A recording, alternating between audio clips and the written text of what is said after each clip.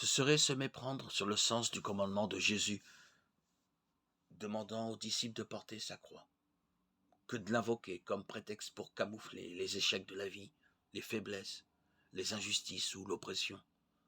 L'appel à porter la croix requiert le courage et l'énergie de l'homme tout entier. Il exige qu'il mette en œuvre toutes ses capacités. Une saine conscience de soi, la volonté de ne pas se laisser abattre par les vicissitudes de l'existence, mais de combattre pour la justice afin que, dans notre monde, ce ne soit pas le triomphe du mal. Cet appel de Jésus invite à se dresser contre l'embourgeoisement, la lâcheté, la lassitude. Jésus aime la vie et il l'accueille dans toutes ses manifestations. Il est sensible à la joie de vivre, mais les exigences qu'il propose, il demande de voir et d'accueillir la vie humaine telle qu'elle est réellement, avec ses joies, mais aussi avec ses peines.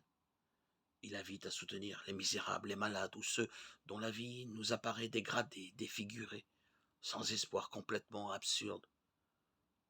Agir ainsi, c'est accepter vraiment de suivre Jésus, c'est compter sur sa promesse.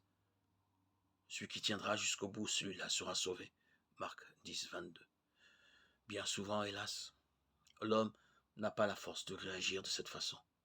Sans doute il arrive qu'écrasé par la souffrance et le découragement, il ne puisse penser au lendemain et qu'il s'estime heureux de pouvoir supporter le poids du jour présent.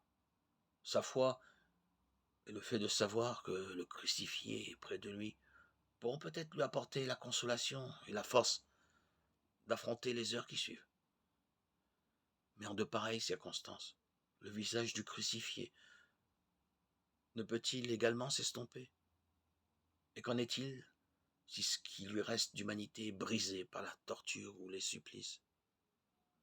Confronté à une puissance diabolique aussi redoutable et aussi destructrice, que faire? Nous ne pouvons que balbutier. Dieu, aie pitié des pécheurs que nous sommes,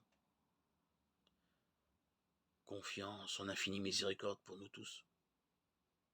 En demandant qu'on prenne sa croix, Jésus fait un devoir aux disciples et à la communauté chrétienne de se mettre au service des hommes, de porter avec eux leur fardeau dans toute la mesure du possible.